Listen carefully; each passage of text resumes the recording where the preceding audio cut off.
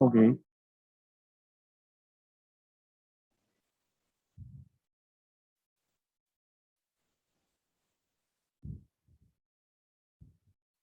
Muy buenas tardes. Buenas Damos tardes. la más cordial bienvenida al tercer aniversario de la Oficina de Género y Diversidad Sexual, OCDIS, de la Facultad de Economía y Negocios de la Universidad de Chile. Oficina que surge justamente como resultado en una sintonía a la invitación a esta actividad que realizamos hoy llamada Reflexiones para una armónica y segura convivencia en la comunidad universitaria. Fabiola Díaz y quien les habla, agradecemos la asistencia e interés en estas necesarias conversaciones y reflexiones. Para esta oficina ha sido y serán muy relevantes las conversaciones y las reflexiones que en ellas surgen, dado que son estos momentos íntimos y grupales donde las personas que son estudiantes, personal de colaboración y estamento académico nos comparten justamente las necesidades y requerimientos que nos motivan cada día como oficina a la reflexión en cómo co-construir con toda la comunidad la generación y promoción de espacios seguros al interior de la facultad. Es así como surgen distintas guías y dentro de estas, la que hoy compartimos con ustedes, la guía y orientaciones para la incorporación de lenguajes y comportamientos inclusivos de género y diversidades. Esta construcción es una primera aproximación que tiene como eje fundamental el respeto hacia todas las personas, que propone la utilización de un lenguaje universal inclusivo y tiene como objetivo sugerir y motivar a través de invitaciones concretas y prácticas el empleo de lenguaje y comportamientos inclusivos en términos de género y diversidades que contribuyan a visibilizar las culturas de formas más inclusivas. Ofrecemos y compartimos este espacio de reflexión en memoria y agradecimiento al profesor, al doctor o al doc, ¿cierto? Humberto Maturana, quien nos acompaña a través de las reflexiones a las que nos invitó y sigue invitando a través de Matrística. Hoy nos sentimos profundamente honradas y orgullosas como oficina y facultad de poder presentarles esta vez a Jimena Dávila. Ella es cofundadora de Matrística desde el 2000 y docente en biología cultural. Es cofundadora junto al doc Humberto Maturana como una escuela de pensamiento del sur del mundo, reflexionando sobre la unidad de lo vivo y lo humano, que ellos llaman biología cultural. Jimena se desempeña como guía docente de los distintos cursos que realizan y a la vez como investigadora en biología cultural, centrando su atención reflexiva en los procesos de transformación cultural en las organizaciones. Así también nos acompañan Sebastián Gallero Dávila.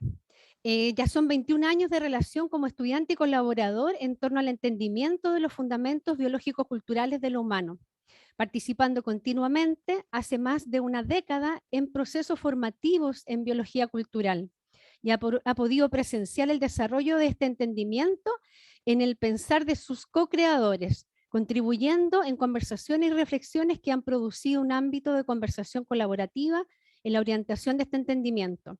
Dejamos hoy día en esta colaboración, esta co-colaboración, ¿cierto?, a Matrística.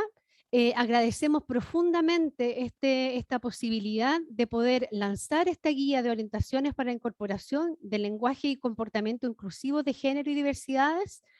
Eh, Agradecemos Jimena y Sebastián y les doy la palabra para que ustedes nos hagan experimentar estas reflexiones en las cuales hoy día nos colaboraremos. Primero, muchas gracias por la invitación y en momentos en los que estamos viviendo, en los que la reflexión es tan necesaria. La reflexión es un acto de la emoción, por lo tanto, el preguntarnos, el hacernos preguntas es fundamental para el vivir que estamos viviendo. Y yo quiero queremos con Sebastián, ¿qué leímos nosotros del propósito de la guía?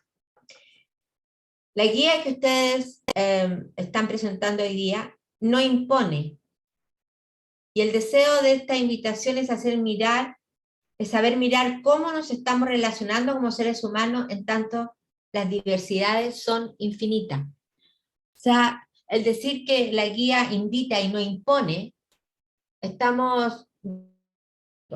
invita a que la persona que es parte de la comunidad la lea y vea qué le gatilla en sus sentires, en sus emociones, esta guía.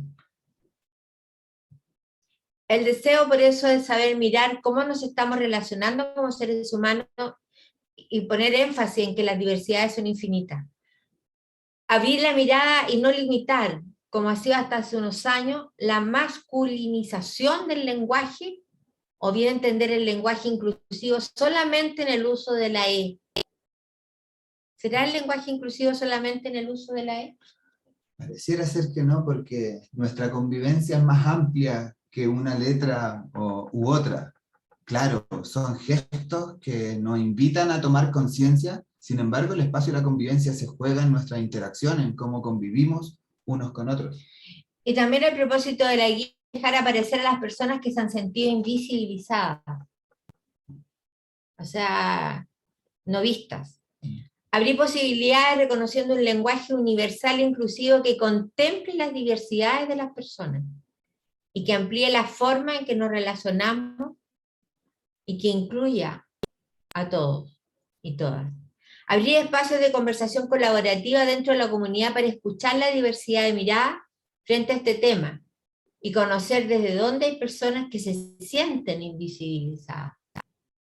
Ampliar la mirada sobre la importancia del lenguaje o lenguajear, que respete y reconozca las diversidades desde los propios sentires, que son diversos dentro de la comunidad.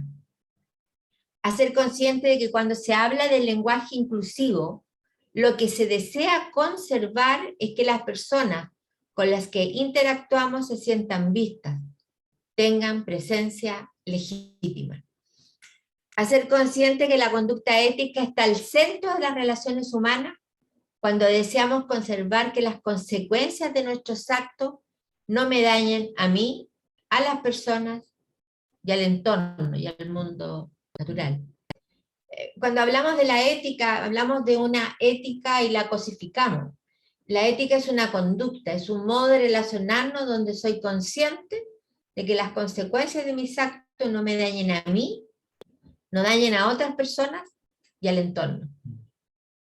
Sensibilizar a las personas que por desconocimiento o por criterios de validez aprendidos en su historia personal o por conservar modos de convivir aprendidos de manera consciente o inconsciente, tienen resistencia a estos temas, que en este presente cultural ya no se desconocen, sino que todo lo contrario, tienen legítima presencia. Estamos en un momento histórico y en un contexto distinto de hace décadas atrás. Estamos en un momento que es una gran oportunidad. La gran oportunidad, porque cuando hablamos de inclusión, tenemos que preguntarnos ¿por qué tenemos que hablar de inclusión? Porque hay excluidos.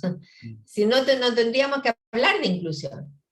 Lo mismo que cuando una familia me dice, ¿sabe qué? Yo quiero que nos respetemos porque aquí no hay respeto. O sea, el respeto se perdió en algún momento. Entonces, igual, el tener que hablar de la inclusión significa que hay personas que se sienten excluidas, no vistas, invisibilizadas. Y dentro de este marco, bueno, sin duda, todos y todas sabemos de que el mundo hoy en día está en un momento muy desafiante. Latinoamérica está en un momento desafiante. Chile como país, estamos viviendo grandes desafíos de nuestra convivencia. Pareciera ser que no nos estamos importando los unos a los otros o las unas a las otras en nuestro convivir. Y dentro de ese contexto estamos todos deseando y transitando hacia un cambio cultural, hacia una manera distinta de relacionarnos. Y ese proceso siempre va a comenzar por cada uno de nosotros, por la propia transformación que vayamos viviendo en nuestro propio pensar y sentir y actuar. Y son justamente hoy día los momentos en que el mirar la reflexión, el practicarla como este acto en la emoción, no solo como este pensar y conectar ideas o conceptos, sino que apropiarse sensorialmente del mirar nuestra convivencia, del mirar cómo nos estamos relacionando en un ejercicio que viene desde uno para sí, para luego contagiar como un frente de onda a otros que están a nuestro alrededor. Pareciera ser una tarea central para ir transformando la manera en que nos conectamos, y lo que la guía nos invita es un gran punto de partida para comenzar a transformar nuestra manera de encontrarnos. Porque evidentemente cuando hablamos de que hay personas que se sienten invisibilizadas, el sentirse y vivirse invisibilizado es un profundo dolor, es un dolor íntimo, en el cual no sé con quién pueda conversar, cómo expreso aquello que está anquilosado en esa persona. Y esta es una gran manera de comenzar a conectarnos de manera distinta y comenzar a sentirnos como seres humanos de manera diferente. Gregory Bateson afirmaba que la tragedia humana es epistemológica. O sea, nos preguntamos por el pensar que pensamos. Voy a citar aquí a Grego, que en alguna parte de su libro dice: no es habitual que nos preguntemos por los fundamentos de nuestros propios pensamientos. Estamos inmersos en un lenguaje bipolar dualista como medio para manejar la diferenciación, desde un pensar lineal, causal, y reducimos nuestra propia observación respecto de nuestro modo de relacionarnos con el mundo.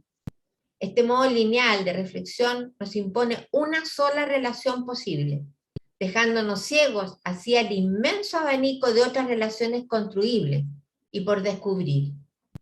Bateson buscará siempre poner en evidencia esas otras redes de relaciones, sus pautas o partners que conectan. ¿Hacemos lo mismo nosotros? ¿Buscamos otras relaciones construibles? ¿Queremos descubrir otros modos de relacionarnos? Aprender a relacionarnos de un modo diferente resultará en una transformación cultural. Es un resultar. ¿Pasará eso por el cambio del lenguaje? Sí, porque el lenguaje o el lenguajear es el modo en que nos relacionamos los seres humanos. Cuando ponemos esto de que nosotros no reflexionamos sobre los fundamentos de nuestro propio pensar, de cómo pensamos el mundo que vivimos, no nos hacemos ciertas preguntas, como por ejemplo, nos hemos detenido a preguntarnos si escucho o me escucho a mí misma, ¿escucho al otro o me escucho a mí misma? En los dominios más íntimos, personales, o en mi espacio laboral, porque es un hecho biológico que uno nunca puede especificar lo que la otra persona, ustedes están escuchando de lo que nosotros estamos diciendo. Solo gatillamos un proceso determinado en la escucha de ustedes. Entonces, nos detenemos a preguntarnos si escucho al otro, a la otra, o me escucho a mí mismo.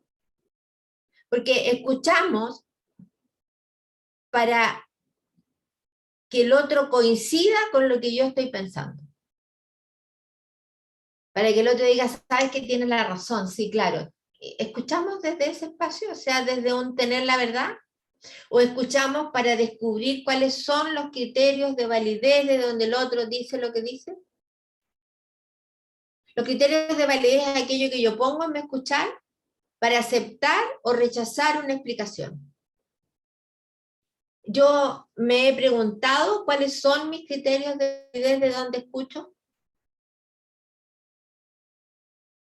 Entonces, el acto que estamos invitando es a reflexionarnos, es a buscar en nosotros los fundamentos del pensar que pensamos. ¿Desde dónde? Y eso es desde dónde estamos parados, desde dónde conozco, decido el mundo que vivo. Entonces, hemos estado parados mirando desde un balcón y las cosas pasan allá afuera. Allá afuera pasan las cosas. Los otros son los culpables de lo que a mí me pasa. Sin embargo, cuando cambiamos la pregunta y nos preguntamos cómo hacemos lo que hacemos, nos miramos en un espejo. ¿Cómo estoy haciendo lo que estoy haciendo? ¿Cómo me estoy relacionando? Ese espejo, el espejearnos nos duele a veces, porque nos encontramos con que, pero si yo, muchas veces nos dicen, yo creía que escuchaba a mis hijos, yo creía que escuchaba a mis alumnos, yo creía que, y me doy cuenta ahora que no. Porque estoy siempre esperando que el otro coincida con lo que yo pienso. Porque el acto de amar es dejar aparecer. Y para dejar aparecer al otro tengo que soltar mis certidumbres, el apego a mis certezas, el apego a mis ideologías, para encontrarme ahí desnudo frente al otro. Entonces entendemos el amor como algo de bondad, de bueno, es una de las cosas que más en la academia le criticaban a Humberto Maturana sobre la biología del amor. Pero claro, nacemos como seres amorosos en esa confianza fundamental dada nuestra hechura de que va a haber un mundo que nos va a acoger, que nos va a nutrir. Un bebé. El bebé nace y se encuentra en un mundo, en una cultura, en un mundo adulto. O lo acoge o lo traiciona. Todo dolor es de origen cultural, y esta cultura que vivimos más bien se orienta a la traición, que al amar, que al dejar aparecer. Entonces, lo que Bateson dice esto, y también lo conversamos muchas veces con el doc, es desde dónde digo lo que digo, desde dónde estoy pensando. Tengo que mirar el nicho que ocupo con mi vivir. ¿Desde dónde estoy a lo mejor con prejuicio? ¿Desde dónde estoy conservando un modo de pensar que invisibiliza a las personas? ¿Desde dónde? ¿Tiene que ver con la edad? ¿Tiene que ver con ideología? ¿Con qué tiene que ver en mi vida? Entonces, aprender a relacionarnos de un modo diferente parte por sentirnos de un modo diferente nosotros. Entendemos el lenguaje no es un ámbito de operaciones abstractas con respecto al operar del vivir. El lenguajear ocurre en la concretitud de los sentires, de haceres y emociones. Es concreto. El lenguajear ocurre allí, en cómo nos estamos relacionando. Ahí ocurre el lenguaje. Es la coordinación, como decía el doc, de nuestros sentires, haceres y emociones. No es abstracto. Por lo tanto, ¿cómo son nuestras conversaciones? Las conversaciones que tenemos invitan a este danzar juntos, porque para conversar yo tengo que estar dispuesto a cambiar de opinión, como primera cosa. Si no estoy dispuesto a cambiar de opinión, no va a haber conversación. Van a haber diálogos, encuentros de logos, de razones, pero no va a haber conversación.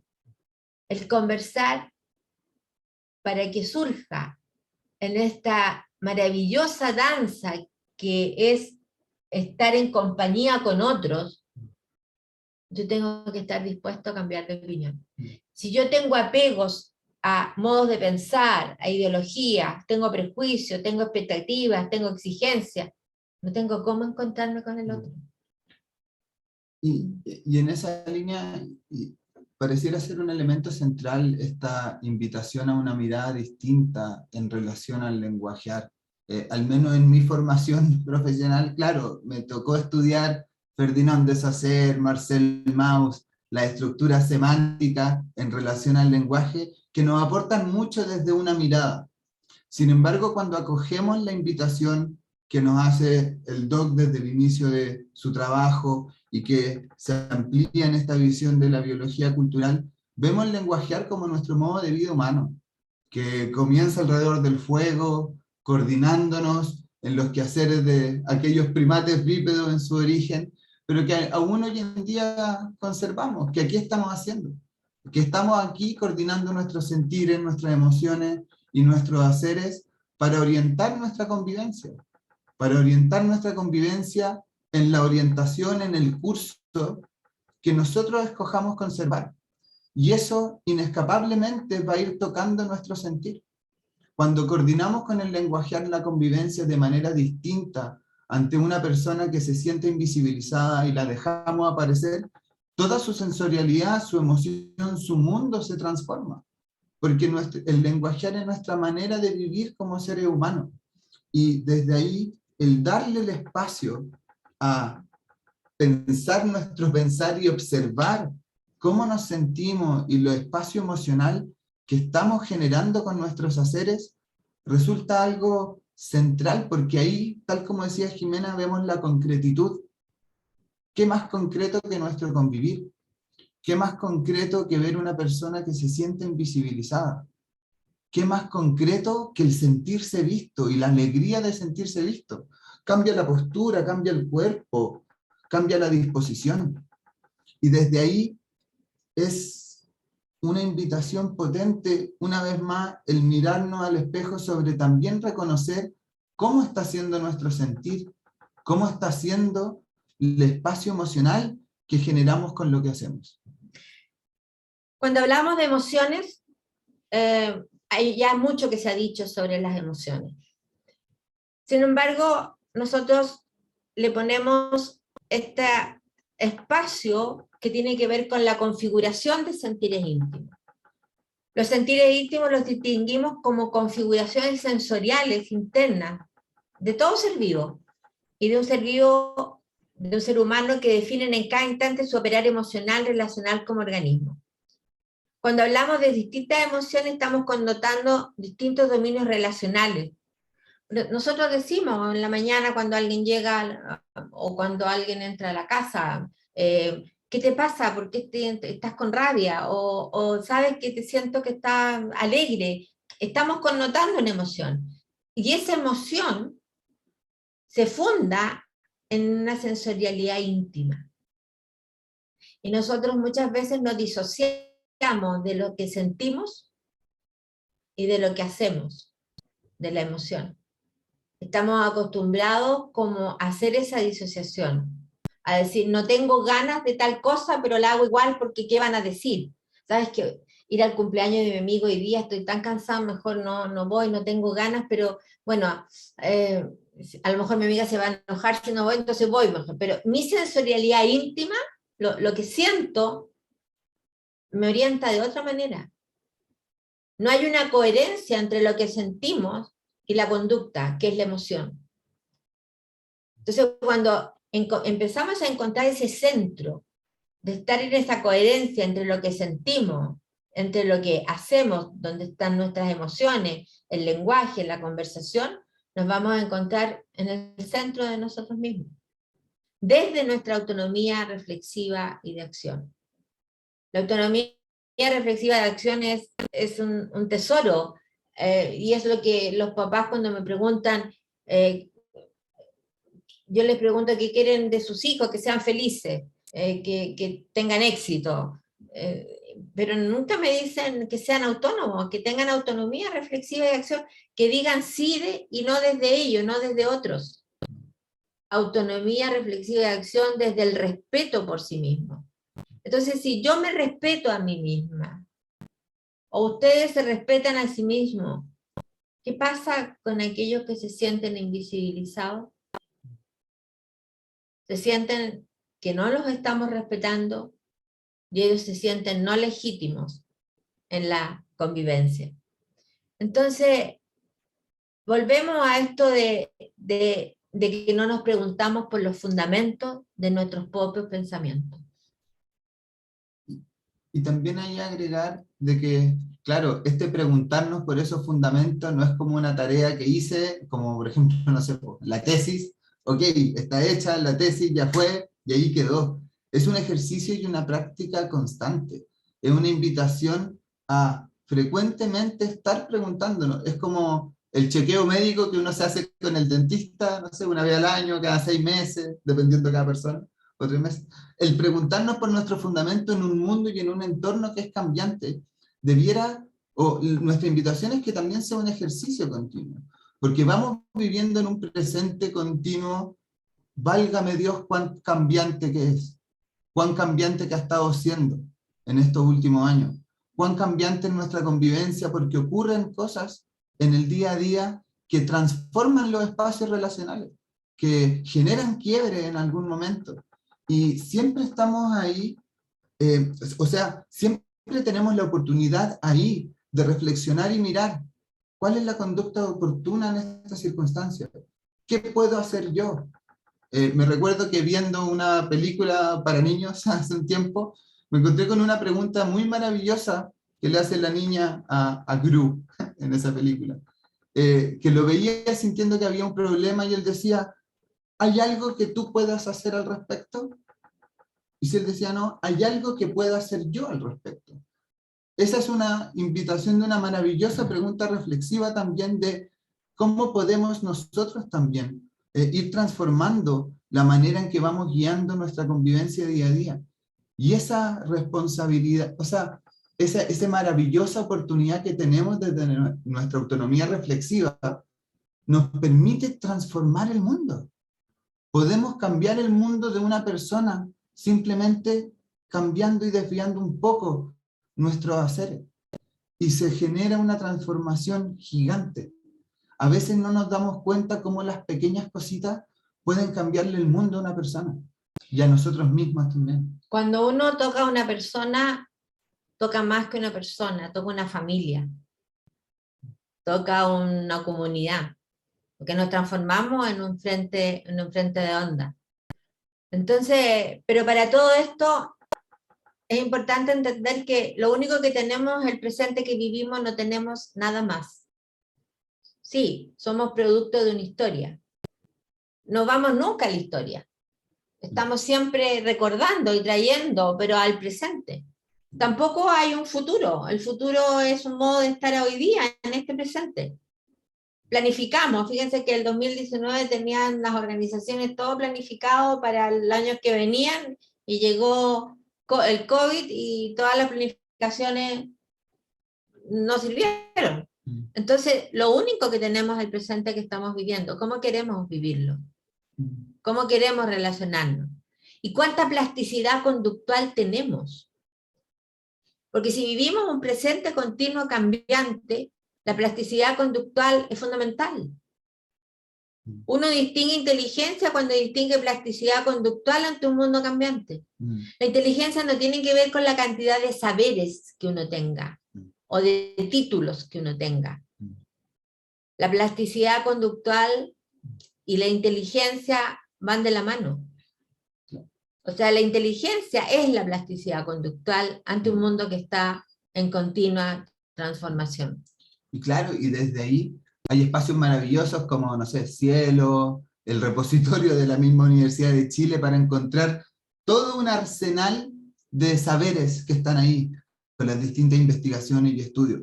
Sin embargo, la inteligencia, esta plasticidad conductual, no está recogida en una investigación, no está recogida en una tesis, sino que esa inteligencia está en nuestra plasticidad en la conducta, nuestra plasticidad en la convivencia. ¿Qué acto de mayor inteligencia que, por ejemplo, cuando el doc le cambia la pregunta a Roger Sperry en la investigación? Un acto genial de inteligencia. Qué maravilloso acto de inteligencia también cuando vemos a las personas organizándose para generar una olla común y para poder compartir de manera distinta alimentos entre uno y otro. Entonces ahí es siempre también el volver a esta pregunta: ¿cuán plástico soy en mi conducta? Cuando me encuentro ante una situación distinta, diversa, tal como hablamos de la infinidad de diversidad, ¿cuán plástico estoy siendo ante ello? ¿Qué me sucede a mí, por ejemplo, cuando veo una persona que se define como no binaria? ¿Qué me gatilla en mi sensorialidad? ¿Me incomoda? ¿Me mueve? ¿Me genera aversión? ¿Me genera cercanía? ¿Cuán plástico puedo llegar a ser en relación a aquello que me gatilla? ¿Cuán plástico está requiriendo nuestra convivencia? ¿Cuánta plasticidad está pidiéndonos en nuestro convivir? Y eso, disculpa, no se trata de un tema de de que porque esté escrito en una ley o porque esté escrito en algún facsímil, que tengamos que hacerlo. No se trata de moralidad, sino que, como decía Jimena al inicio, tiene que ver con un tema ético, con el hacernos cargo y responsables de las consecuencias de cómo estamos conviviendo. Vemos que estamos inmersos en una situación país en que no está habiendo una ética de convivencia. Sin embargo, las instituciones, las organizaciones, las comunidades tienen la maravillosa oportunidad de autónomamente poder escoger cómo se hacen cargo responsablemente de su convivir. Y esas comunidades las realizan las personas, las realizan ustedes, las realizamos todos nosotros. Tenemos a la mano la oportunidad. La pregunta es si queremos o no queremos verla. Y hay algo junto con lo que decía Sebastián, que es aún, a mí me gusta lo simple, algo muy simple. ¿Me importa el otro, la otra, los otros, las personas, los seres vivos? ¿Me importan o no? Eso es súper simple. Porque si me importan, entonces me tengo que preguntar, ¿cómo estoy haciendo lo que estoy haciendo? ¿Cómo me estoy relacionando? ¿Cómo me estoy relacionando con un otro que va a ser siempre diferente de mí? El arte de poder encontrarnos en lo diverso es el centro en este momento de lo que estamos conversando. El arte de encontrarnos en la diversidad. El mundo natural es diverso, no tenemos problema con eso, es diverso, hay una diversidad enorme. Y en los seres humanos también hay una diversidad enorme. Una diversidad desde todo punto de vista. Entonces, por lo tanto, ¿me importa o no me importan los otros? Porque una cosa es lo que decimos, las palabras que salen de nuestra boca, los discursos que tenemos, y otra cosa es cómo nos relacionamos. Cómo nos estamos realmente relacionando, incluso con nuestro entorno más íntimo, con nuestra familia. Entendiendo a la familia como un grupo de personas que viven el placer de la convivencia. La familia no es porque vivimos juntos nomás, la familia implica un placer en esa convivencia. Por lo tanto, ¿cómo nos estamos relacionando? Esa es la pregunta que nosotros traemos. ¿Y cómo estamos pensando lo que pensamos en un mundo diverso, en un mundo que tenemos que hablar de inclusión porque hay algunos que están excluidos? Entonces el tema es mirarnos a nosotros mismos, espejearnos a nosotros, porque como decía al inicio, el amar es dejar aparecer, sin exigencias, sin expectativa, sin querer cambiar al otro. Y desde ahí agregar, antes porque también este es un espacio conversatorio y estamos hablando de dejar aparecer y de escucharnos, así que también queremos invitarla a aparecer y que podamos entrar en esta conversación, de que esta invitación al escuchar, al dejar aparecer, no se trata con eso de que vayamos identificando los buenos porque lo hacen o los malos porque no lo hacen. Aquí recuerdo esta historia que nos contaba el Doc cuando su mamá, luego de que falleció su abuelita, llama a Humberto y a Draco y les dice: niños, el pecado no existe, lo bueno y lo malo no existe, solo existen conductas adecuadas o inadecuadas, oportunas o inoportunas, y es su responsabilidad saber cuál es cuál en cada momento. Vayan a jugar. Siento que desde ahí es la misma invitación, y el más que vayan a jugar es vayan a convivir de una manera distinta que nos vaya generando aún mayor armonía y bienestar en nuestro poquito tiempo que tenemos para estar juntos en este mundo. Claro, Santo Tomás de Aquino, como filósofo, gran filósofo, yo tuve que leer su obra para una presentación, y me capturó una frase que él decía: venimos a vivir una vida buena y feliz. ¿Por qué no? Una vida buena y feliz. Y bueno, y desde ahí, y como les mencionaba, me gustaría también invitar desde ahí, luego de este como arsenal de distinciones que quisimos compartir con ustedes, a, a tener un conversatorio más ampliado con la cofacilitación de los miembros de las OCDIs, que juntos vayamos colaborando e inspirándonos juntos en una conversación que nos vaya dejando alguna joyita o algún regalito para nuestra convivencia. Así que desde ahí les abrimos el espacio a reflexiones, preguntas, distinciones.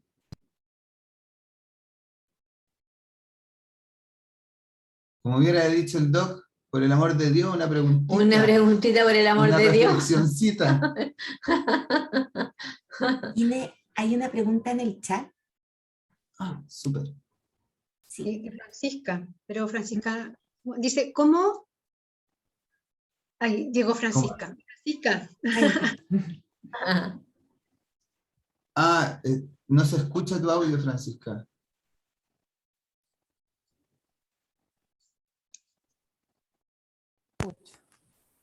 Ahí me escucho, ¿no? Sí. Hola. Hola. No, era como más una aportación respecto a a la plasticidad, que lo encuentro muy bonito, y a las posibilidades, lo pensaba como una adaptación creativa, digamos. Así como que me resonó en ese sentido.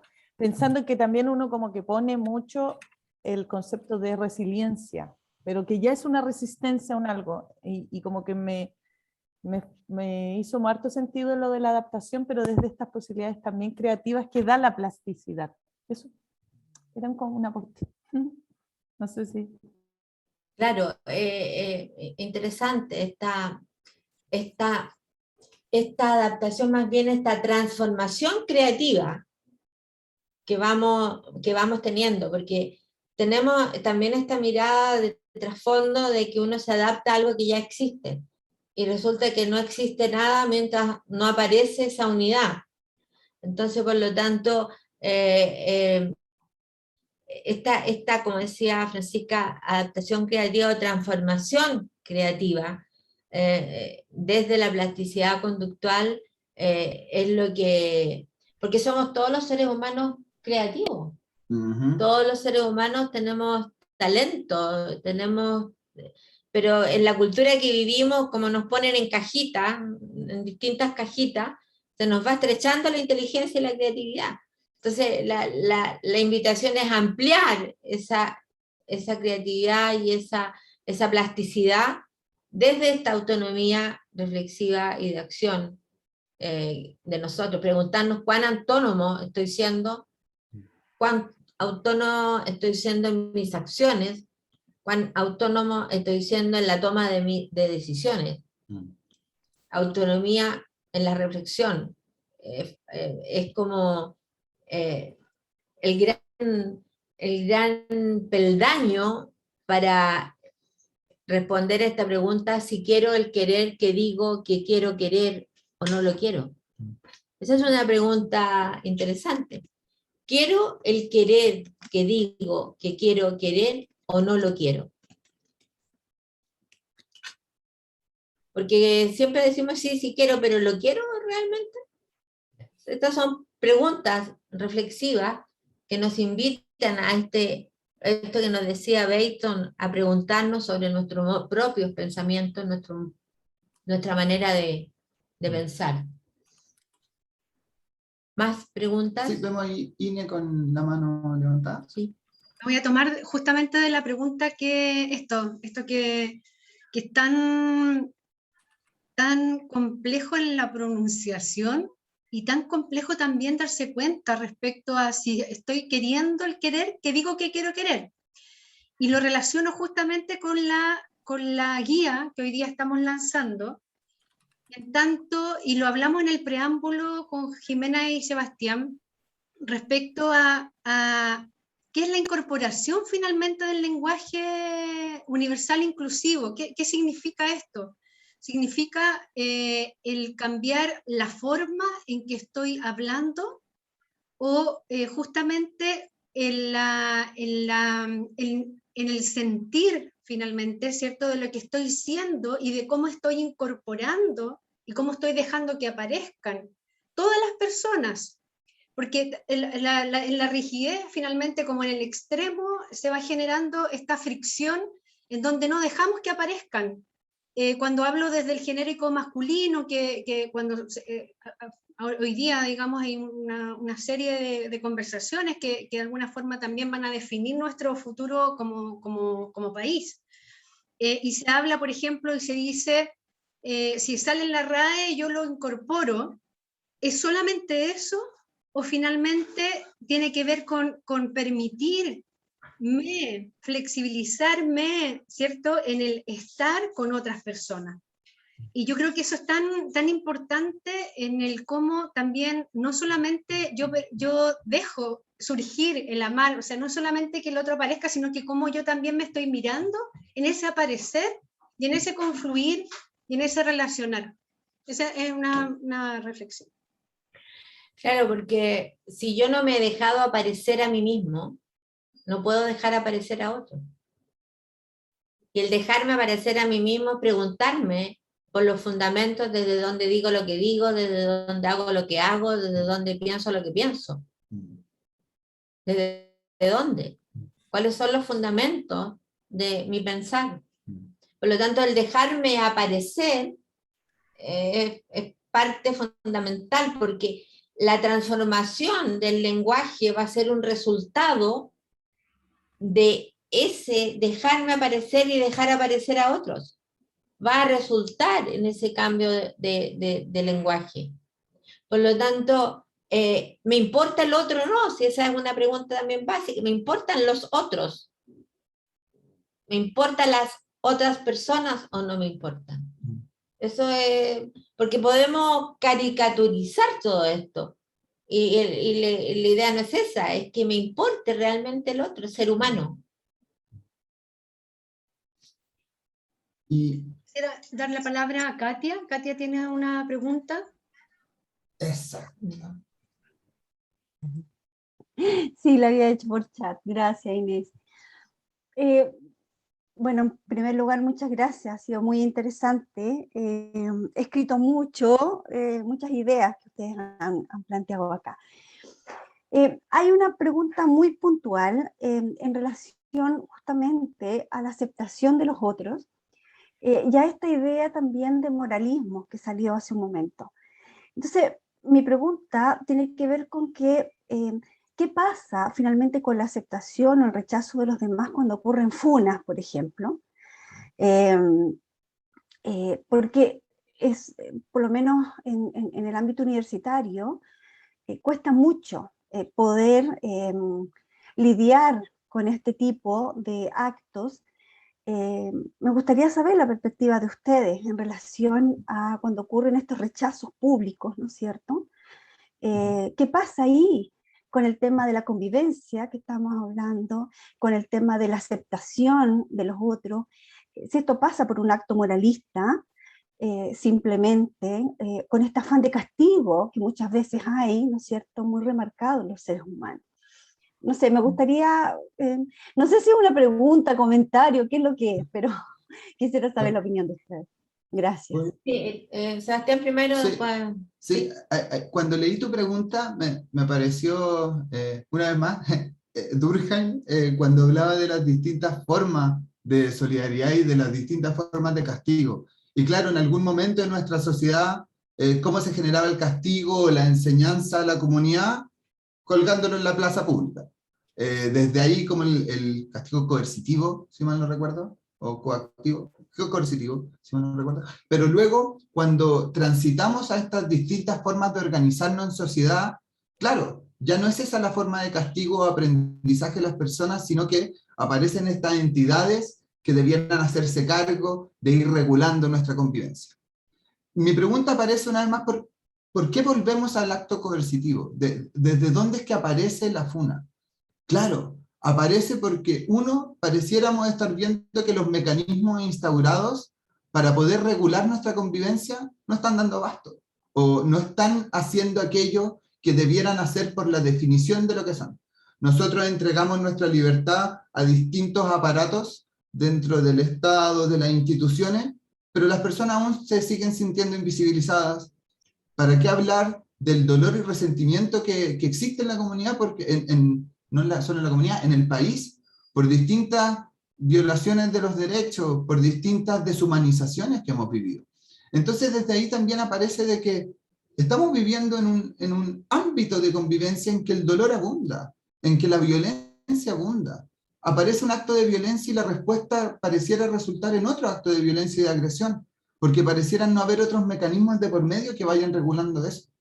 Pareciera ser de que en algún momento tenemos que poder escoger darle una pausa o darle un no más a la violencia, pero continuamos reproduciendo día a día distintos actos de violencia que pareciera llevar a algunas personas también a la desesperación. Entiendo o puedo entender, no justificar desde dónde, por ejemplo, una persona que haya sido violada puede hacer una funa.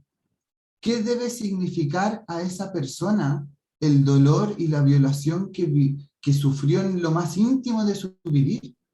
No estoy justificando las funas con esto, sin embargo sí aparece un acto, un contexto, desde donde pareciera hacer sentido. Entonces ahí, claro, si seguimos replicando la práctica como la funa, vamos a seguir generando y cultivando esa clase de emociones, cultivando la agresión y la violencia como un camino legítimo. Entonces desde ahí me aparece nuestro querido Albert Einstein, que nos diría, bueno, pareciera ser que tenemos que buscar otras soluciones, porque si obtenemos los mismos resultados hay algo que hay que transformar. Y desde ahí también, Katia, tu pregunta es una pregunta maravillosa, quizás a reflexionar como comunidad, en el cómo estamos conviviendo de manera tal que las funas forman parte de nuestro diario vivir. Y esas son reflexiones centrales, son reflexiones fundamentales para ir transformando nuestra convivencia. Eso me parece. Con lo que le apareció a Sebastián no hay mucho más que decir, porque precisamente era lo que quería puntualizar con respecto a cómo estamos haciendo comunidad, que aparece este modo de relacionarnos. O sea, es para hacer un debate dentro de la comunidad universitaria, de cómo lo estamos haciendo. O sea, yo, profesor, me preguntaría, o sea, si mis alumnos están haciendo eso, ¿cómo estoy haciendo yo lo que estoy haciendo? Que eso pasa también. O sea, esto es mirar el fenómeno. No solo las causas, sino que el fenómeno, desde dónde ocurre eso, y cómo, voy a usar una palabra súper mañida en estos momentos y usada, cómo eso se empieza a naturalizar. O sea, es parte de la convivencia. Entonces tenemos que preguntarnos en el aula cómo lo estamos haciendo, cada profesor, cada docente, cómo lo estamos haciendo, de modo que aparece como un modo de relacionarse que se legitima y que se reacciona frente a eso, pero tenemos que mirar ahora desde dónde ocurre. Claro. ¿Cómo es que ocurre? Hay una pregunta. Sí. Alejandra Pérez. Hola, Alejandra. Hola, buenas tardes a todos y a todas. Mira, yo justamente quería apuntar a eso porque no tengo la respuesta, pero yo creo que juntos podemos avanzar en construir eso. Yo creo que, bueno, en el ambiente, yo soy asistente social, en el ambiente en que yo me muevo, yo creo que se están dando ya estas reflexiones y prueba de eso es todo el movimiento que se está gestando. Pero quiero preguntar y que cuestionemos un poco qué pasa un poco con el daño que se produce en las personas que se están abriendo a esto, que están descubriendo esto, que tenemos que reflexionarnos sobre nuestro pensar y nuestro hacer, y cómo eso trasciende el ámbito de lo privado hacia lo público y el dolor que eso causa también. Porque en el fondo es una exposición de algo que es íntimo y algo que estás estrenando, digamos. Entonces, ¿cómo se trabaja eso y cómo se transita de lo privado a lo público y de las responsabilidades que eso implica? Porque tú tocaste un punto clave, Jimena, ahora, que tiene que ver cómo a veces algunos sucesos van escalando en gravedad porque uno no es capaz de detenerlo oportunamente. Si tú presencias en tu sala, en tu oficina, en tu espacio de convivencia, en la micro, donde sea, un hecho que te parece que no es correcto, ¿qué hago? Y yo creo que la reflexión va por una persona que toma conciencia. Alguien puede decir, no me importa, no es mi tema, es tema de otros. Otros pueden decir, me involucro, pero ¿qué me pasa si me involucro? ¿Qué consecuencias tengo? ¿Y qué le pasa al resto si yo no hago nada? Y ahí hay un tema de escalada de violencia que estamos viviendo hoy día y de descalificación a todo nivel, desde cosas físicas hasta cosas emocionales, intelectuales, y prueba a ver todo el tema político que está hoy día en vigencia, y todas las expectativas que está generando el proceso constituyente de que se pueda, entre comillas, normar lo colectivo, de manera que se haga una sociedad como más justa. Pero eso no va a cambiar si no cambiamos las conductas. Entonces, vuelvo a mi pregunta inicial. ¿Cómo transitamos desde tomar conciencia personal al colectivo? Y desde ahí me aparece, Sí. nomás velozmente, me viene muy rápido a la mente, he estado pegado con los autores hoy día, me disculpan, pero hoy día me aparece, una vez más como Paulo Freire, de que una de sus frases que recuerdo es que las respuestas sobre nuestra convivencia van a surgir desde el colectivo, no desde un individuo, que van a ser resultados de un ejercicio colectivo en ese sentido. Y me aparece también ahí lo desafiante que está haciendo el ponernos de acuerdo. Somos demasiadas personas, somos súper hartas personas. ¿Cómo nos ponemos de acuerdo para nuestro convivir? Y en los ejercicios de mantener abiertas las conversaciones, mantener ese flujo continuo, pareciera ser algo central. Y creo que también es lo que menciona Alejandra, un elemento central con el cual estamos lidiando hoy en día en este tránsito de lo privado a lo público, tiene que ver también con la gestión que hacemos de las tecnologías, de las redes sociales. Hoy en día así se suben videos, se suben fotos, se suben denuncias, queda expuesta la vida pública de las personas. Pareciera ser un fenómeno multisistémico por las distintas personas que forman parte, pero también por las distintas dimensiones en las cuales estamos ejerciendo nuestra convivencia. En que ya nuestra convivencia, no sé, cuando yo era chico iba al colegio, la convivencia escolar era en el colegio y quizás me juntaba con algún amigo en el barrio después. Pero hoy en día la convivencia está en lo digital, como ahora también, está en distintos espacios. Entonces desde ahí, ¿cómo vamos también ordenando y organizando nuestro convivir y también sabiendo mirar cuáles son los cuidados en nuestra convivencia?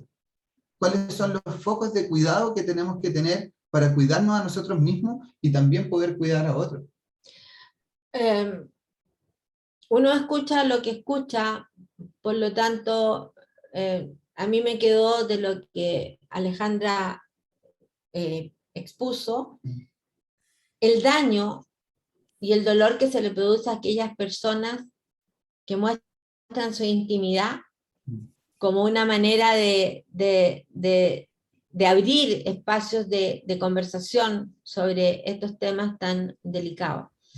Por lo tanto, lo que Alejandra nos trae a la reflexión es cómo estamos haciendo comunidad, de modo que podamos ser también como comunidad un colchón, un lugar, una buena tierra, donde estas personas que están en la lucha, vamos a decir, para que reivindiquen sus derechos, tengan un lugar de acogida, y no ser nosotros como comunidad otros causantes de dolor o más dolor a aquellas personas que están exponiendo su intimidad para poder abrir espacios a esta diversidad, a este mundo diverso, a esta inclusión.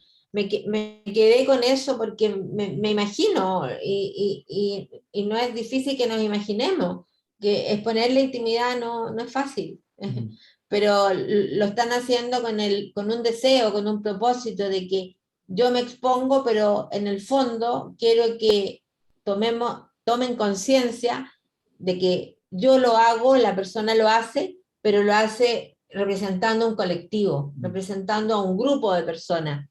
que quieren ser vistas, que quieren que las dejen aparecer como legítimas en la convivencia. Entonces, esto de la conducta ética, el hacerme cargo y responsable, que las consecuencias de mis actos no me dañen a mí, no dañen a otras personas y al entorno, es parte central de la reflexión en esta comunidad y en todas las comunidades en este momento. Porque hablamos de no dañar a otro, hablamos de lo social, tenemos muchas palabras, pero las palabras se las lleva el viento. El tema es la acción. ¿Cómo nos estamos relacionando como comunidad? ¿Cómo la comunidad puede ser un contenedor, una buena tierra, una comunidad amorosa que contenga a estas personas que están en una lucha y acompañarla, y acogerla y escucharla?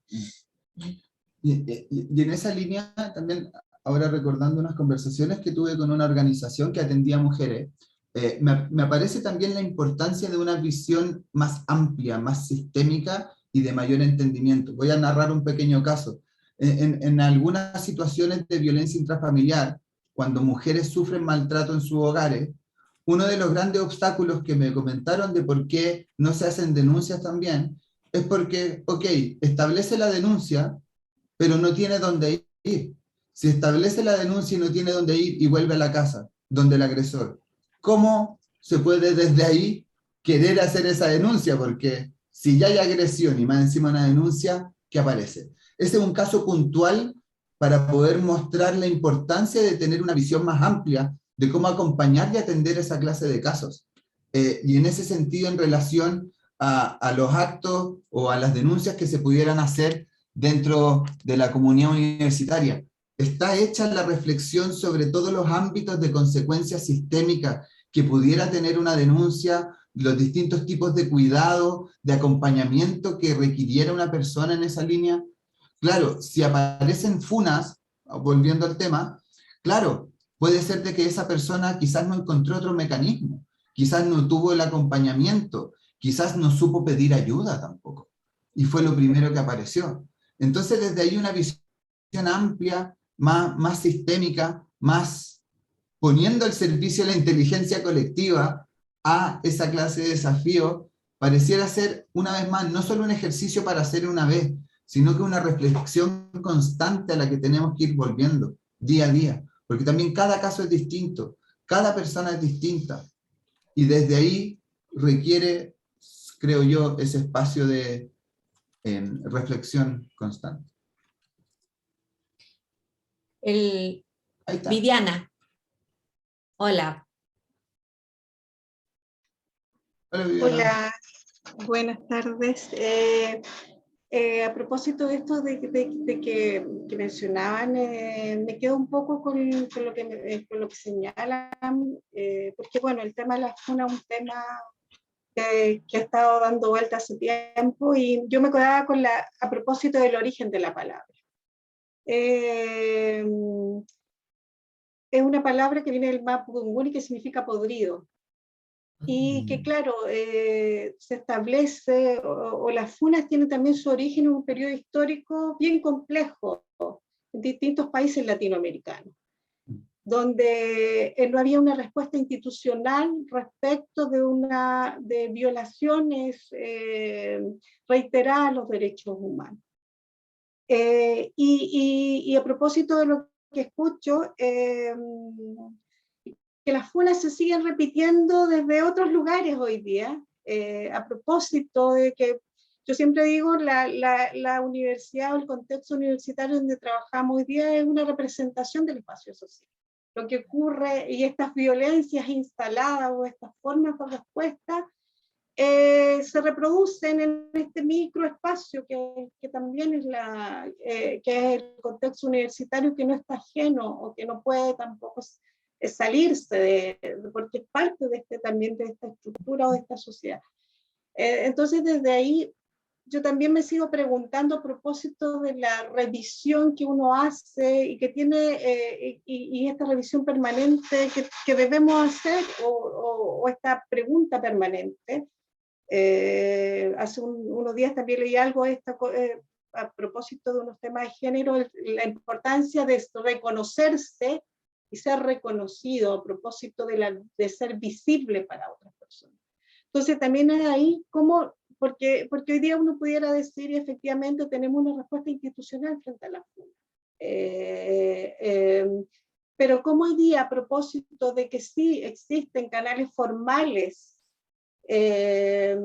establecidos, por ejemplo, para la denuncia en el contexto universitario, aún así, y a propósito del dolor que estas generan y la división a nivel de las comunidades, porque hay una polarización de las comunidades, se siguen repitiendo. Entonces también ahí en esta revisión permanente de qué está pasando ahí, cómo tenemos que estarnos mirando, porque a pesar de que la existencia de estos canales formales siguen existiendo,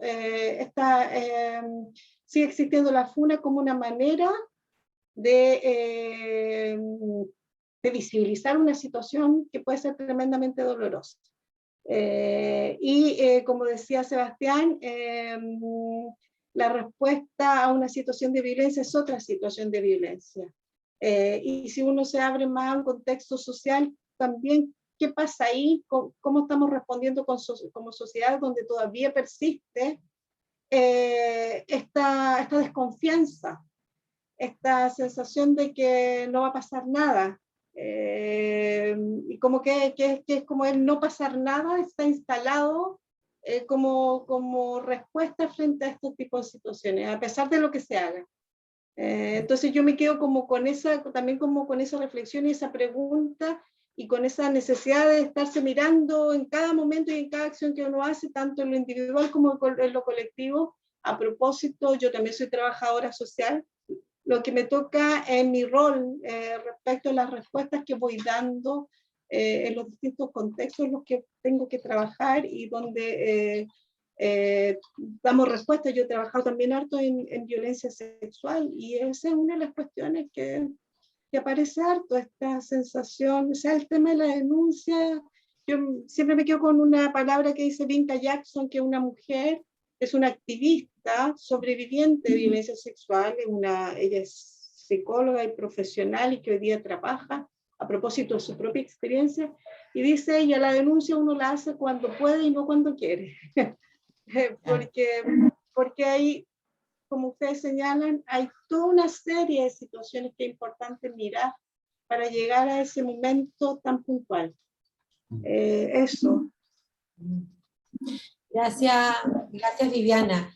Y como bien decía tú también, estar constantemente reflexionándonos cómo estamos haciendo lo que estamos haciendo. Y si no, esto que decíamos en un principio, mirar nuestros propios modos de pensar, desde dónde pensamos, desde dónde decimos lo que decimos, invitar a otros a lo mismo, invitar a otros a generar espacios de reflexión y de conversación sobre la violencia, sobre cómo estamos viviendo en este Chile de hoy día y en este mundo de hoy día. Y porque yo siempre digo, pienso en mis nietos y digo, ellos se están transformando en la convivencia en este presente. Y no es un presente que me gustaría donde se transformaran. O sea, porque si vamos a naturalizar la violencia como modo de conseguir algo, ellos van a aprender eso, ese modo de relacionarse. Por lo tanto, estar mirando constantemente como comunidad cómo nos estamos relacionando los unos con los otros, desde dónde estamos haciendo lo que estamos haciendo, conversamos o no, nos escuchamos, nos importan los otros o no. Si bien es cierto la comunidad es un reflejo de la sociedad, también tiene un resguardo, hay un resguardo en que se pueden hacer las cosas de manera diferente. Exactamente. ¿Inés?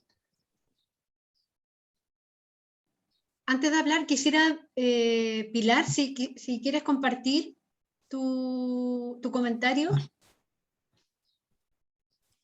Gracias, Inés. Hola. Estaba escuchando a Jimena y a Sebastián, y mientras los escuchaba me ponía a pensar en en el concepto de convivencia, y pensaba en la convivencia como un concepto, digamos, armado con la idea de vivenciar con los otros. Entonces, me hacía mucho sentido esto de cómo vivenciamos con los otros en el contexto de lecturas de agresión, o en el contexto de lecturas de malos tratos, o lo que queramos ponerle, porque tiene que ver con esa construcción de vivenciar y de interpretar la experiencia con los otros, y si los otros interpretan que la experiencia de ser violento es adecuada, yo me vivo y me explico desde ahí. Entonces estaba todo el rato como pensando en eso, y pensando en cómo sería cambiar la convivencia por la buena vivencia, ¿no? Sí, buena vivencia como palabra compuesta. Solamente eso, solamente eso. Es que es solamente eso, pero es tremendo. Es tremendo, claro, porque es el co es con otros, el co-emocionar, el colaborar es con otros, porque somos seres sociales. Somos seres sociales. O sea, somos seres humanos en el lenguaje, en el conversar, en la reflexión, porque hemos aprendido con otros seres humanos el lenguaje. Podemos tener una forma humana, pero si no nos transformamos con otros seres humanos y no nos entramos en el lenguaje, en la conversación, no somos seres humanos. Eso es muy potente de entender. Y nuestra gran herramienta es la reflexión. Cuando Humberto decía, uno puede coordinar con su animal doméstico, con su perro, puede hacer ciertas coordinaciones que van a ser distinguidas por un observador como un lenguajeo, vamos a coordinarse. Pero el animal no vive inmerso en el conversar y en la reflexión como nosotros, los seres humanos. Entonces todo lo que vivimos son creaciones humanas. Lo que nos destruye y lo que nos construye. Tenemos el cambio climático, no pasó allá, el cambio climático tiene que ver también con cada uno de nosotros, cómo hacemos lo que hacemos. Por lo tanto, lo que tú dices es central, el co es con otros. El convivir, el vivir con otros, y el vivir, ¿por qué no? Vuelvo a Santo Tomás de Aquino, ¿y por qué no una vida buena y feliz? ¿Por qué no?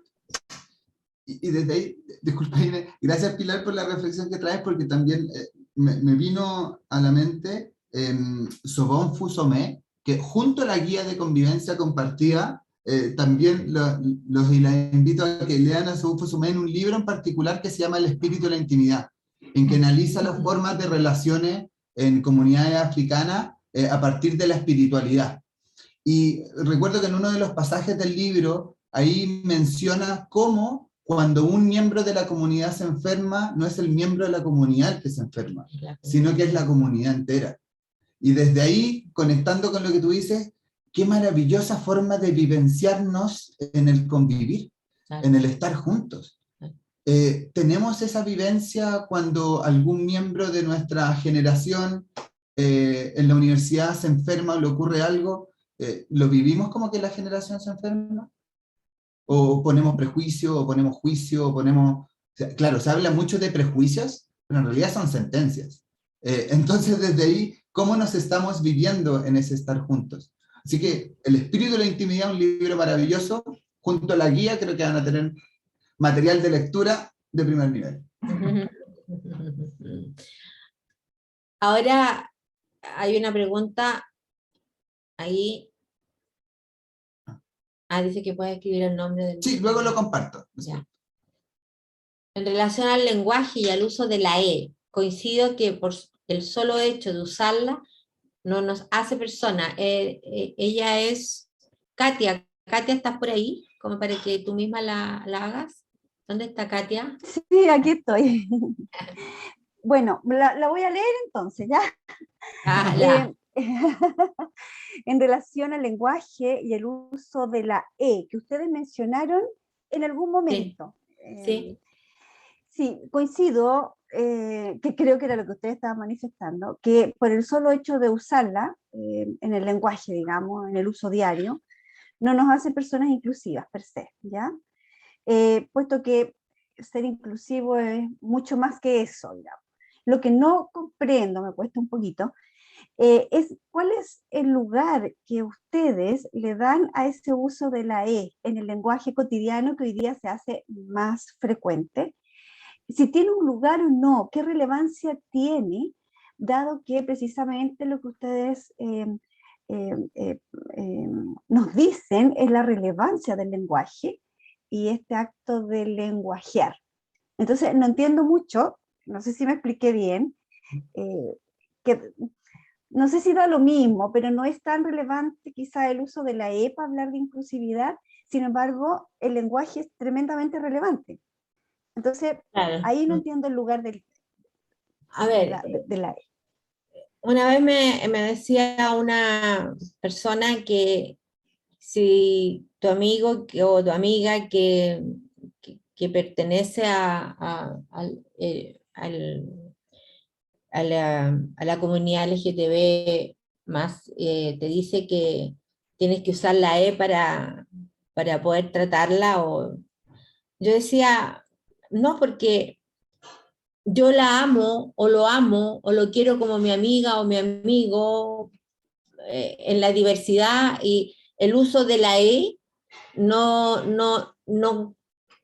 va a ampliar o disminuir la relación que yo tenga con esa persona, porque el tema está en los sentires. Ahora, si para mí es cómodo y me es cómodo usar la E y no tengo ningún problema, y con eso siento que además de aceptar a mi amigo y de visibilizarlo y de aceptar lo diverso que es, me pide que use la E y cree que con eso lo voy a aceptar más, y yo no estoy dispuesta porque me es difícil, lo conversaría con él o con ella y le diría, o sea, yo te quiero y te acepto y te legitimo, y para mí como ser humano, como persona, el uso de la E el uso de la E no está en juego aquí. Entonces no me siento obligado, si el tema de fondo es la aceptación del otro como legítimo en la convivencia. Desde mis sentires íntimos, yo puedo estar usando la E y puedo no aceptarte. O sea, uso la E como una caricatura y sí, lees y todo, pero en el fondo no te acepto. Y el tema pasa por ahí, por la aceptación desde mi sensorialidad íntima, desde mis emociones, desde el respeto, desde el amarte, desde el dejarte aparecer. Entonces, el uso de la E, si me es cómodo, sí, si no, no, pero es más de fondo esto, es mucho más de fondo. O sea, en lo que tú decías es abrir la mirada a no limitar, como hacía hace unos años, la masculinización del lenguaje, o bien entender el lenguaje inclusivo solamente en el uso de la E. O sea, el lenguaje inclusivo, insistimos, y yo insisto, que va a resultar, va a aparecer, como ahí la guía lo propone también, cuando aceptemos a nosotros mismos y aceptemos al otro en la convivencia en este mundo diverso. Porque el lenguaje universal inclusivo contempla las diversidades de las personas, pero lo diverso pasa por otro lugar primero, por la aceptación que yo tengo del mundo diverso. Sí. Y desde ahí también, si pudiera agregar, creo que también hacer énfasis bueno, al menos desde el ámbito de entendimiento que compartimos de la biología cultural, siento que nosotros seres humanos nos movemos desde un lenguaje que tiene que ver con esta coordinación de coordinaciones, de sentires, de haceres y emociones. Hablamos distintos idiomas, podemos hablar inglés, español, y dentro de esos idiomas vamos generando estas distintas transformaciones. Y me recuerdo que ayer, en alguna situación, con unas personas dije, ay, me siento como esperando los resultados de la PSU. Ay, me dijeron, ¿se te cayó el carnet o no estoy actualizado? Y con respecto a las formas de expresarnos en nuestro día a día, también, claro, arrastramos historias de, no sé, 34 años expresándonos de una cierta manera, cada uno de nosotros por nuestra edad. Sin embargo, por ejemplo, cuando veo la guía en concreto que dice, la tendencia habitual, sean todos y todas bienvenidas, bienvenidos, invitan a sean todas las personas presentes bienvenidas. Esa clase de gestos, claro, son elementos que no solamente por leernos la guía, vamos como si nos tomáramos una pastilla y con eso ya pudiéramos comenzar a utilizar de manera distinta. Vamos a ir cometiendo errores, no nos vamos a ir dando cuenta cuando lo hacemos, incluso nosotros mismos. Pero la invitación con esto es a darnos cuenta de que sí nos importa. Y parte de ese sí nos importa es que cuando cometamos un error y otro nos muestre, agradecer y decir gracias, no me había dado cuenta. Y de ahí poco a poco iremos, siento yo, espero Ogdis también que sea de esa forma, que vayamos ahí poco a poco transformando nuestro convivir, pero siempre también poniendo la base de que es el respeto en nuestra convivencia, en el que podamos escucharnos, en el que no tengamos temor de tener las conversaciones sobre los errores y podamos desde ahí ir aprendiendo juntos. Y por eso la plasticidad conductual, fundamental. Porque si no hay plasticidad conductual ante un mundo que está cambiando, y ante un mundo, entonces no tenemos cómo. Porque si tenemos apegos a modos de pensar, a ideologías, a teorías, estamos atrapados. Estamos atrapados y no vamos a reflexionar. Y el título de la canción, o sea, el título de esta charla, digamos, de la canción, digo yo, Reflexiones para una armónica y segura convivencia en la comunidad universitaria. ¿Quiénes realizan a la comunidad universitaria? Todos ustedes. ¿Cómo me quiero relacionar? ¿Cómo me estoy relacionando? Mirarme primero a mí mismo. Y como decía el Sebastián, el mutuo respeto es fundamental. El mutuo respeto. El escuchar al otro. El escuchar de dónde me está diciendo lo que me está diciendo. El tener una comunidad que los contenga, que sepan dónde recurrir llegado el momento. Por lo tanto, lo que nosotros queríamos era eso, invitarlo a pensar el pensar que pensamos. Invitar a las personas presentes a pensar el pensar que pensamos. Exactamente. Y contestar la pregunta, ¿quiero el querer que digo que quiero querer o no lo quiero? Cuando uno quiere el querer que dice que quiere querer, es la experiencia de libertad.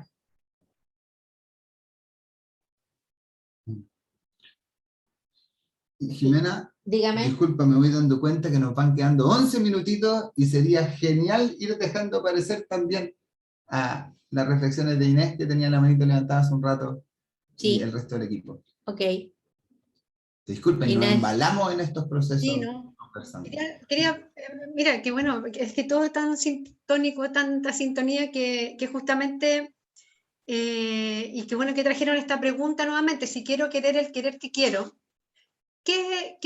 ¿cómo podría ser la invitación desde Matrística cuando me doy cuenta que en esta comunidad donde se me está invitando, por ejemplo, a poder incorporar formas distintas de hablar, considerando que lo común hoy día está siendo desde una masculinización del lenguaje, ¿cierto? Del nosotros, ¿cierto? Ya, entonces, la invitación acá, como bien leyó Sebastián, en la guía es incorporar, nutrir más el lenguaje, cómo estamos hablando, cómo nos estamos dando cuenta, o sea, tomar conciencia, ¿cierto?, del cómo estamos lenguajeando, del cómo nos estamos refiriendo a quienes nos rodean, a las personas.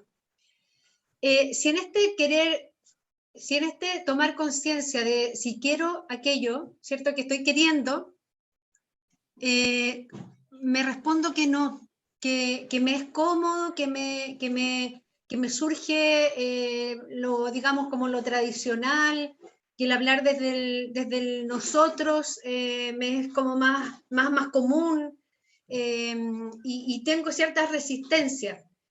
Considerando justamente los pilares éticos de la conducta espontánea, desde la biología cultural, ahí, ¿cuál es la invitación desde Matrística?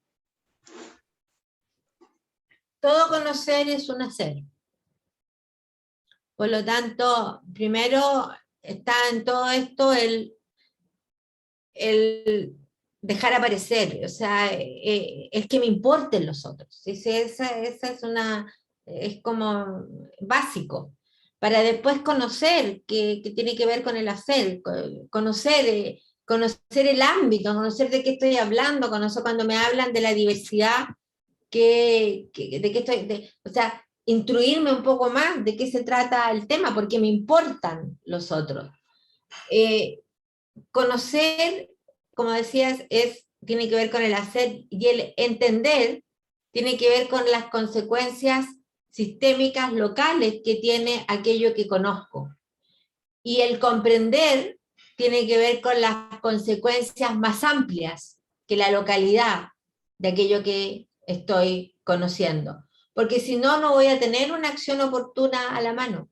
Si yo no conozco y tengo acciones, no van a ser oportunas. Tengo que conocer, y todo conocer es un hacer. Entender cuáles son las consecuencias que tiene aquello que estoy conociendo. Y comprender es lo más amplio. Comprender tiene que ver con, lo voy a leer acá, con la conectividad y la trama sistémica relacional en que un sociedad en particular ocurre en su localidad y las consecuencias de su ocurrir o no ocurrir.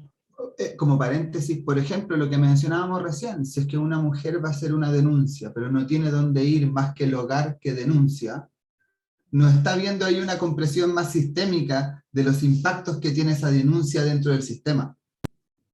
A eso refiere ese pilar de la comprensión.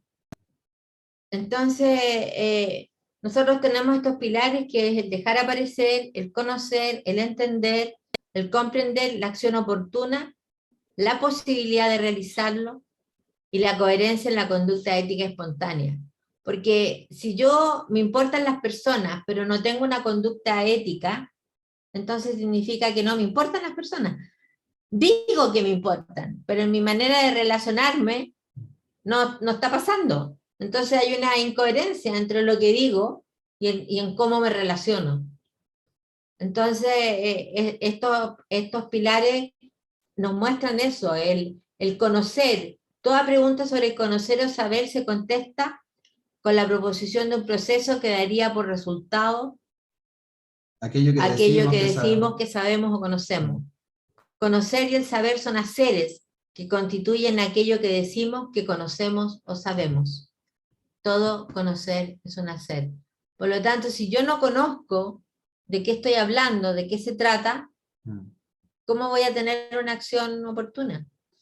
Si yo no entiendo cuáles son las consecuencias sistémicas que tiene aquello que digo que conozco, si no comprendo, no voy a tener una acción oportuna.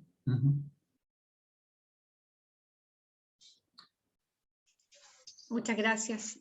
No sé si habrá más reflexiones. ¿No? Pilar. Yo, más que una reflexión, Ine, primero un agradecer, porque pucha que es necesario detenerse a pensar en esto hoy día, ahora, a esta hora, y con todo lo que estamos conviviendo, ¿sí? Pero yo, como desatar la siguiente idea, qué bonito sería si pudiésemos en un tiempo más, en un año más, volvernos a reunir a conversar y ver si esta conversación nos permitió conocer para hacer.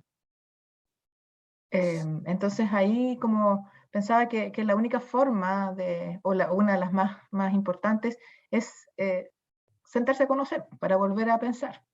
Entonces un poco eso también, ¿no? A ver si pudiésemos, Ine, en un futuro volver a tener esta conversación con Jimena y Sebastián y Matrística para ver si logramos conocer para hacer.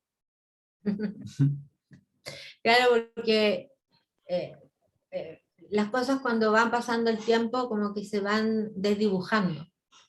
Y la idea es que no se desdibujen las reflexiones, que no se desdibuje, porque no solo en el ámbito de la guía, que es potentísima la guía, es el ámbito del vivir de cada uno de nosotros, en el ámbito de vivir la comunidad.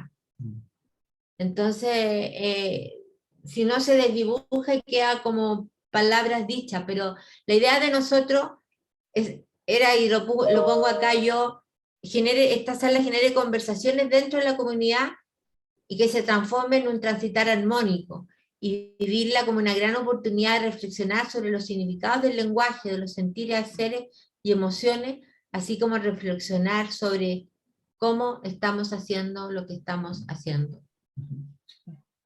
Y desde ahí también, solo agregar de que quizás no tengamos por qué también esperar un año, podemos también encontrar otro espacio, invitarlo e invitarnos a estar juntos en otra instancia, porque una vez más, ayúdanos Dios con lo necesario que está haciendo hoy en día, que podamos reconectarnos de manera distinta entre nosotros seres humanos. No nos olvidemos de que somos el presente de millones de años de un proceso continuo de conservación del vivir, y nosotros somos el presente de aquello. ¿Qué dirección y qué curso le estamos dando a algo que se demoró millones de años?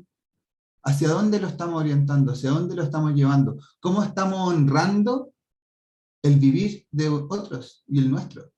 Y tener espacio para reflexionar de ello pareciera ser de las cosas más urgentes e importantes y prioritarias, y para tener ahí en el calendar día a día. A nosotros con Matrística nos conmueve mucho, porque cuando hacemos nuestros cursos, nuestra formación, tenemos distintas, las personas nos agradecen el encontrar un espacio para reflexionar, para conversar desde la diversidad, desde lo diverso que somos. Ese es el arte de poder encontrarnos desde lo diverso. Y va a resultar un lenguaje como inclusivo, porque lo inclusivo pasa por mis sentires, por mis emociones, por el aceptar al otro como legítimo otro, por dejarlo aparecer. Por lo tanto, la transformación del lenguaje va a requerir quizás mucho tiempo, pero es un resultado, no es una a priori. No es una a priori en el sentido de que cambiamos una letra y con eso están todo incluido, no. Es en serio y de verdad, porque me importan las personas. Y yo creo que la guía muestra eso, y esto del lenguaje es potente, sí. Así que, Inés. Yo creo que con las palabras que acaban de decir, no cabe más como para llevarse eso, guardarlo y agradecer a todas las personas, estamos ya empezando ¿cierto? Quienes asistieron, nos acompañaron, reflexionaron. Siempre hay reflexiones, más allá, si hay compartir esa reflexión, siempre hay interiormente una reflexión, así que agradecemos. Katia, le vamos a mandar, porque tú eres de la Universidad Alberto Hurtado, es compañera de la oficina de allá de género de la universidad, así que agradecemos y le vamos a enviar a todas las personas que por un interés se inscribieron, le vamos a enviar la guía también, porque si no se comparten los conocimientos, los saberes y las reflexiones, ¿para qué sirven? ¿Cierto? Sí, Dolores, muchas gracias, Francisca, Gerardo, Pilar, a todas las personas que asistieron hoy día, un abrazo grande, muchas gracias Jimena, muchas gracias Sebastián, muchas gracias al profe que lo habríamos tenido, pero bueno, decidió antes partir, así que agradecemos infinitamente a todas las personas que asistieron. ¿Y quién dijo que no estaba? ¿Y quién dijo que no estaba? Sí, puede estar. Sí, da igual, están todos nosotros haciendo cosas. Cuídense mucho. Gracias. Muchas gracias. Gracias. Cariños. Chao. Chao.